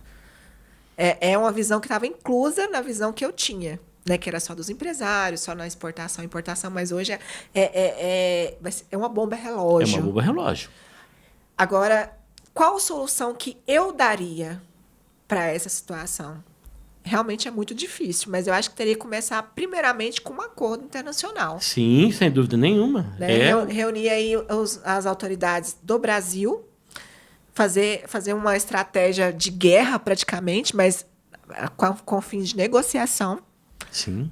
Econômica e política internacional e entrar em contato com as autoridades que estão sendo cerceadas ou que estão cerceando alguma coisa, como, por exemplo, o presidente dos Estados Unidos, né, para ver o que pode negociar. Negociar, porque senão todo mundo vai sair perdendo, gente. Olha só. E ceder um pouco o orgulho, né? Ceder, acabar com... Orgulho não leva a lugar nenhum, não. Sim. Olha, se eu perguntei outro dia, falei, será que é mais importante você ter razão ou ser feliz? É importante ser feliz. A razão não é importante. Eu posso estar errado, mas se eu for feliz, está bom. E aí eu não quero ter razão. Agora, o nosso governo quer ter razão. Errado, mas ele quer ter razão. E ele quer fazer tudo errado, mas está fazendo. E aí vai criando... por exemplo, o Putin, que está fazendo o que está fazendo com a Ucrânia. A economia russa vai ter um colapso muito grande agora, porque já está sofrendo. Mas a economia é que vai quebrar a crista daquele homem lá, daquele anticristo, que não é gente. Então, o que ele está fazendo, o que ele está provocando, é mentiroso, promete, não cumpre, matando gente em troca de nada, gente. Respeitem os países, respeitem os limites, tal. Ele não respeita. E ele quer fazer porque ele quer. Agora, a taxação que deu para a Ucrânia é o que nós estamos recebendo agora também. A Ucrânia foi taxada por quê? Porque bloqueou bens, bloqueou as atitudes e ações do mercado internacional. Quem negociar com a Rússia, nós não vamos ajudar, não são parceiro. E aí ela isolou. A Rússia está semi-isolada. Pouquíssimas...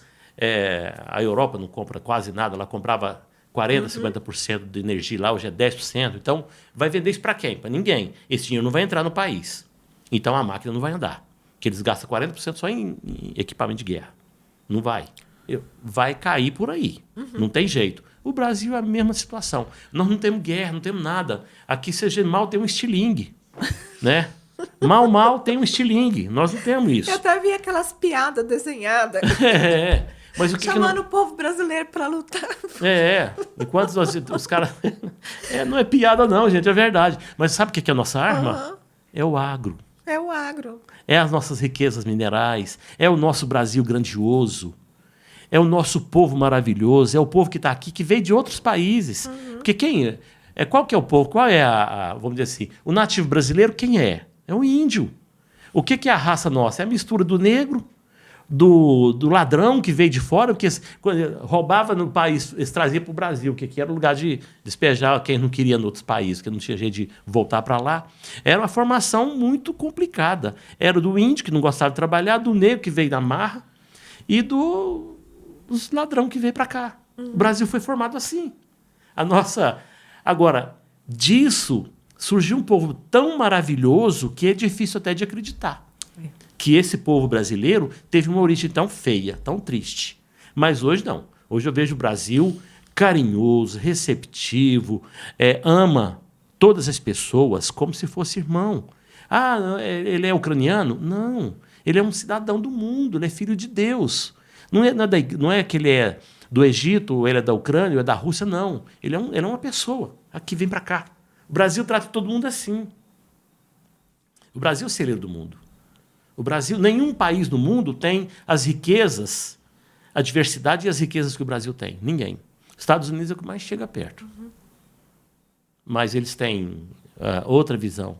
Agora, o Brasil só precisa alinhar. Só precisa alinhar, conversar, né? Conversar, aprender gente, a dialogar, gente. fazer acordo. Sabe, não gosto de falar em política, mas a gente acaba falando que exemplo bom tem que ser dado. O nosso governo de Minas... Quando ele assumiu, ele viu que o Estado estava altamente endividado, estava com os professores com 3 meses de atraso no salário e muita dívida. O que ele fez? Ele vendeu aeronave, ele vendeu coisas que ele podia passar sem. Quando ele é de avião, ele vai no avião comercial. Quando ele tinha 280 funcionários só lá na casa onde o governador morava, Ele dispensou todo mundo, deu outras funções, remanejou, mas ele tirou aquele gasto do Estado. Então, assim, ele fez tanta coisa boa e as pessoas não estão vendo isso. O Brasil é só fazer isso, gente. Olha só o INSS. A aposentadoria do coitado aqui sofreu uma queda de 40%, 50%. Meu Deus. Mas quem paga... Eu paguei, e hoje eu não tenho direito, porque eu não tive direito sobre aquela revisão da vida inteira. Uhum. Eu perdi, né? Eu perdi minha aposentadoria que eu paguei. Eu recolhi sobre 15, 16 salário mínimo, mas na hora da minha aposentadoria eu não pude. Eu recolhi. Eu mandei o dinheiro para lá, eu paguei. Mas na hora de eu aposentar eu não pude. Eu só podia de 99 para cá. Aquela lei lá que criaram lá para acabar com essa aposentadoria. Mas os grandes lá, os 200, 300 mil de aposentadoria dos senadores e filhos de senadores, mas não sei o quê, isso não acaba, não.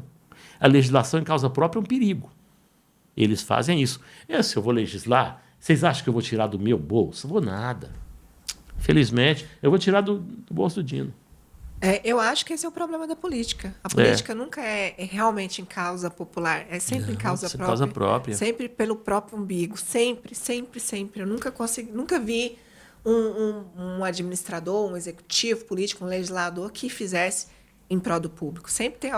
Pode ser para o público, mas sempre visando o próprio. Pode ser até uma política, não sei se vai ser bom ou ruim para ele, porque o bom político é o mentiroso, né? Igual o Lula sempre falou. Desculpa falar, mas foi ele que falou, não fui eu não, né? Que o político, bom político tem que ser mentiroso. Tem que prometer e não vai cumprir, mas tem que prometer. Então, o nosso governador aqui de Minas, ele não prometeu, mas ele fez. Ele tirou do bolso, ele deixou de gastar o que o outro gastava lá, tipo, 200 milhões, ele não gastou nada. Ele mora na casa dele, ele paga o aluguel dele, tá? Então, ele desativou toda aquela... Para quê?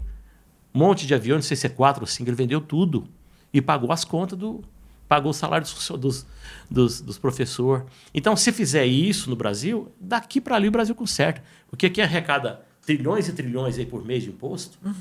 Para pensar o que você paga de imposto, gente. Eu pago de imposto todo dia, toda hora. Você trabalha 5, 6 meses no ano só pagar imposto. Só para pagar imposto. É uma verdade. Então, nós pagamos imposto. Arrecada muito. Só que o dinheiro... Mal administrado. Já gasta tudo.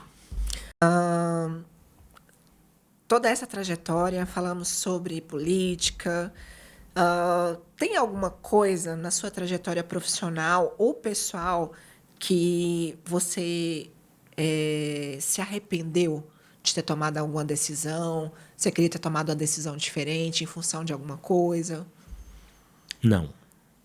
De nada eu me arrependi e tudo que eu fiz eu faria novamente, porque, embora eu tenha errado economicamente em alguns aspectos, mas eu acertei, se eu for olhar o ponto de vista do homem, né, que sonhou, que pensou em realizar um sonho, eu fiz tudo que eu tinha que fazer. Eu não tenho nada que eu me arrependesse.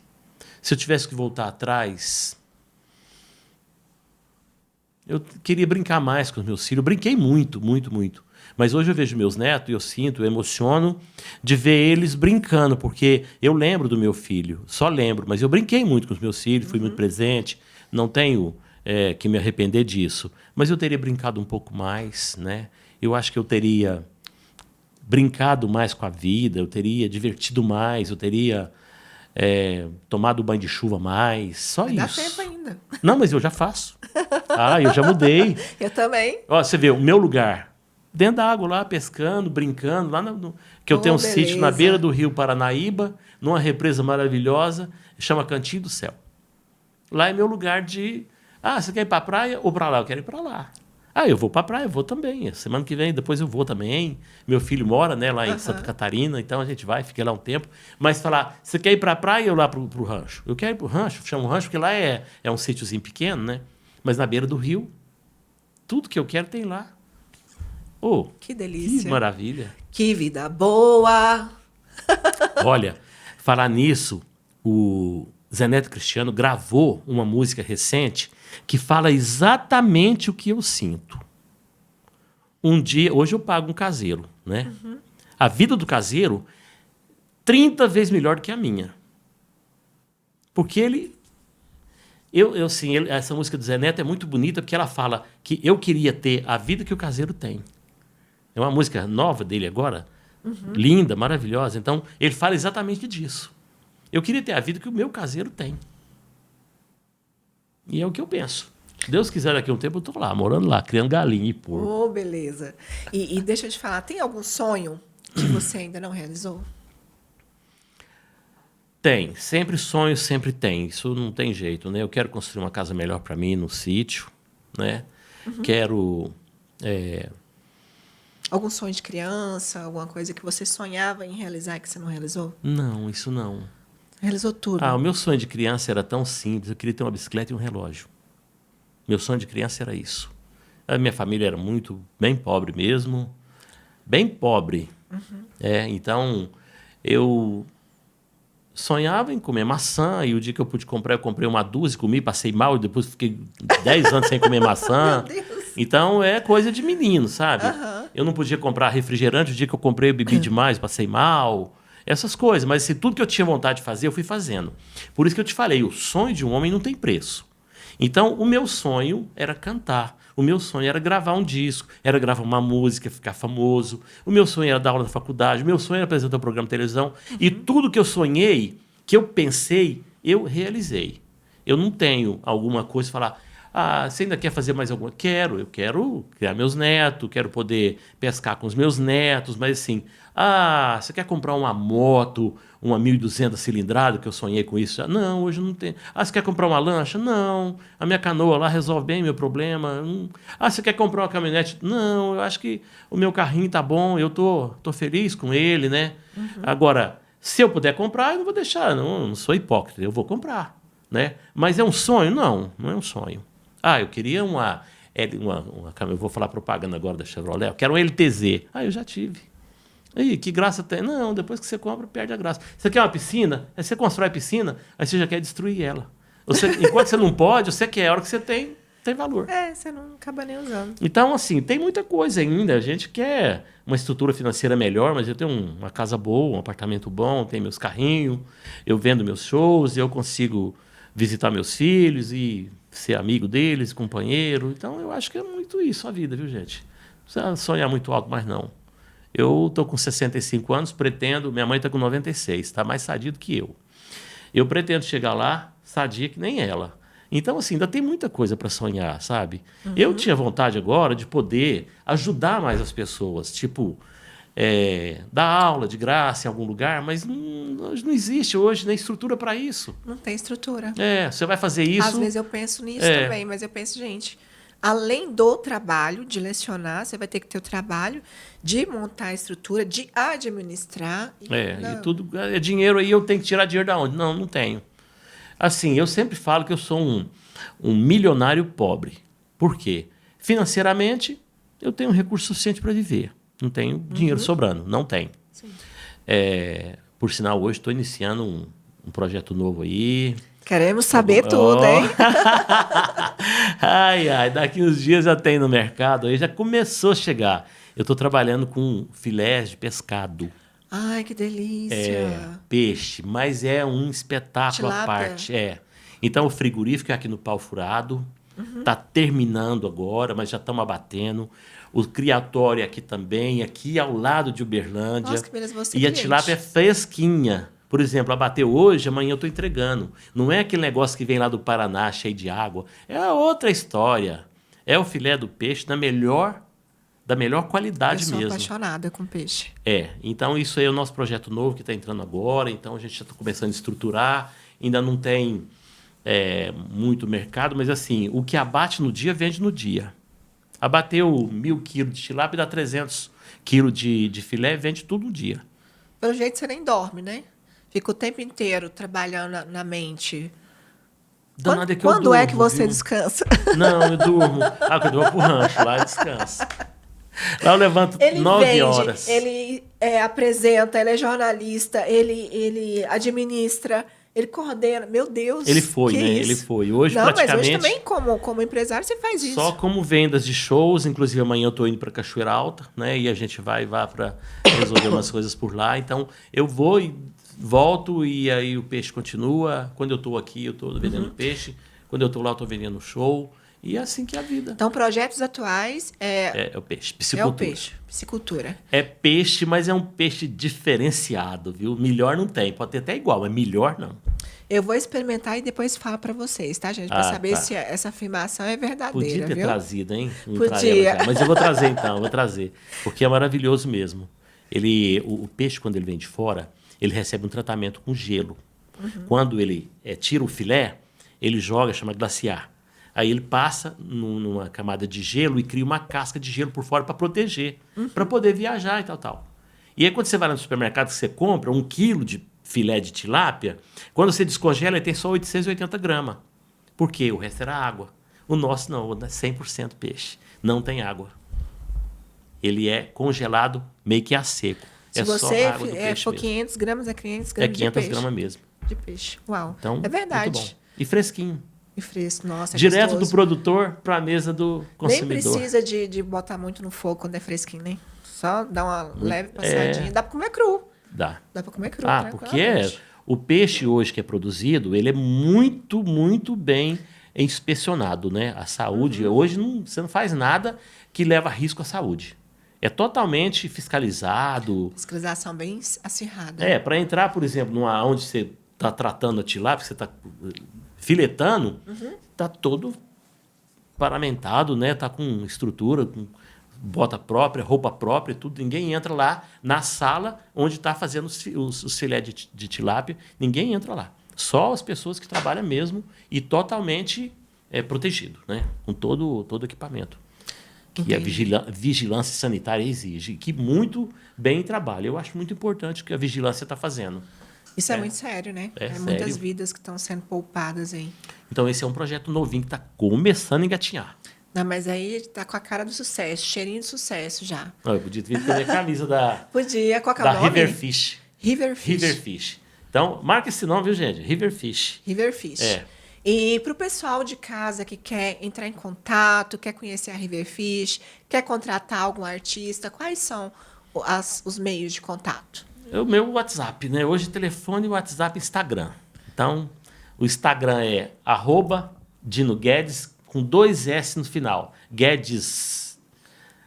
@DinoGuedes, 2 S no final. E o meu Instagram. Fala o número, posso? E o telefone pode? 349-9103-9454. Tá bom? Isso aí, gente. Precisou de artista para sua cidade, né? Para o seu evento. É o Dino Guedes. É nóis. E daqui uns dias também, precisou de tilápia fresquinha. Não, já está à disposição. Já tá à disposição. Já tá. River Fish. Hoje mesmo entregamos 300 quilos. 300 assim, quilos sai. Sai muito rápido. Não, tem pessoa que pede ótimo 70, negócio, 80 então. quilos. Um excelente Eu quero negócio. 70 quilos. Eu quero mais 20, eu quero 30. Acabou os 300. Então, assim, agora nós vamos passar a bater todos os dias. Estava batendo segunda, quarta e sexta. Agora todos os dias. Então, vai aumentar mesmo a capacidade. É porque o criatório ainda não é grande, mas agora ampliou. Era 40 tanques de peixe. Agora é 240. Aumentou 200. Então, vai ter peixe Então, até... agora vai só aprimorando cada vez mais. Escalando, né? mas está aumentando, graças a Deus. E nós já vamos chegando ao final. 2 horas de papo franco. Ai, que bom. E nós não conversamos nem um décimo, né, Dino? Tanta coisa para falar ainda, né? Mas é gostoso, não é? É bom. A gente conversa, revive momentos, revive situações, fica com um pouco de raiva. Fica. Sente amor, carinho, né? E 2 horas passa brincando. Na verdade, em breve a gente vai ter tempos maiores, inclusive, né? Depois a gente vai conversar aí para trazer o pessoal, né, que você faz o trabalho de empresário, né, para vir aqui, que eu acho muito importante também. O Eric dar Luz, eu acho que nós vamos... dar essa visibilidade, dar importância. Nós somos, salvo engano, o 3º maior podcast de Minas Gerais. Que bom, maravilha, né? Ganhamos gente. com o melhor do ano. Né? Saiu Que hoje show. o resultado. Em primeira mão para vocês. Somos o podcast melhor do ano. Estamos com 2 milhões e 500 mil visualizações no último mês. Tá? 2 milhões de visualização. Maravilha, E gente. mais de 800 mil horas no YouTube. Hoje, a moda é vídeo curto. Então, cada vídeo curto tem 1 minuto. Nossos vídeos têm 2 horas e nós estamos com 800 mil horas de visualização. Maravilha. Então, tem muita gente seguindo a gente, muita gente. Então, graças a Deus e graças a vocês também, nossos convidados, né? E graças a você também aí de casa, o Alfredo aqui que está conosco, que a gente conseguiu esse marco aí maravilhoso. E chegando no final do nosso Papo Franco Podcast, eu gostaria que você agora imaginasse o maior outdoor do mundo em que você tivesse acesso a ele e outras pessoas do mundo inteiro também, né? Pessoas, empresários que estão começando, vendedores que estão começando, pais, né? Trabalhadores, pessoas que tivessem acesso a esse outdoor. Qual seria a frase de impacto ou conselho que você colocaria nesse outdoor para que essas pessoas tivessem acesso? O sonho de um homem não tem preço. Uau!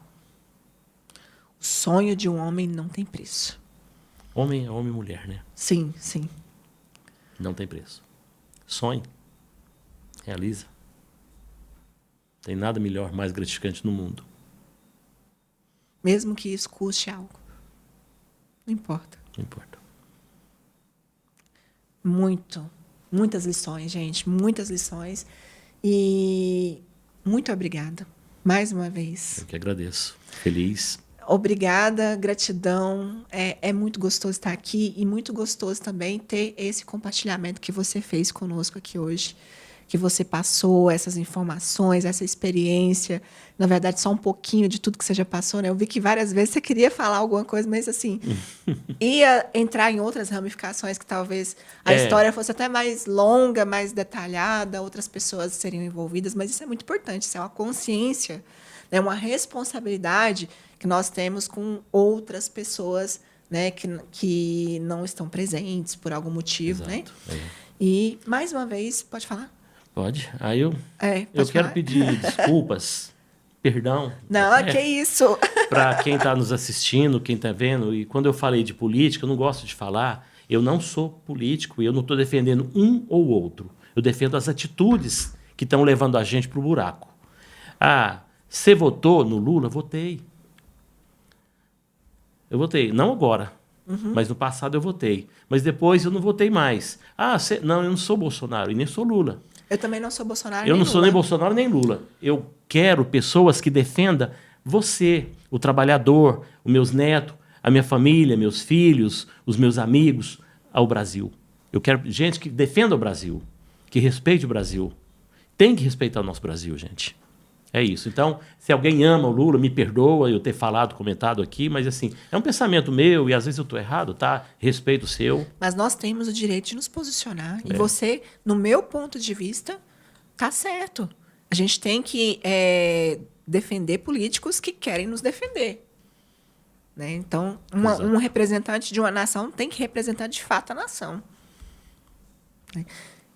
E por isso também eu não me posiciono nem a favor do Lula e nem a favor do Bolsonaro, porque os dois estão errados. Os dois fizeram coisas erradas. Isso. E não condiz com o meu valor. Não condiz com as minhas crenças nem os meus princípios. E tá tudo certo. Não tem que pedir desculpa para ninguém. Não é você que tá lá no lugar dele fazendo as coisas erradas. Tá? E, gente, então já nos siga em todas as redes sociais. Nívia.franco.oficial no Instagram e no TikTok. O nosso Papo Franco Podcast no Instagram e no TikTok e no YouTube. E no YouTube Music, no Apple Music e no Spotify. E, gente, gratidão. Gratidão é a palavra certa. Muito obrigada, Dino. É uma honra muito grande ter você aqui. Eu não vou nem ficar falando, delongando muito, porque você sabe, né? Se desse para abrir meu peito aqui agora e ver o quanto eu estou derretendo, que maravilha, que coisa gostosa. Precisamos de mais momentos assim. Eu que agradeço. Uma oportunidade muito importante. Fala o que a gente pensa e sente, né?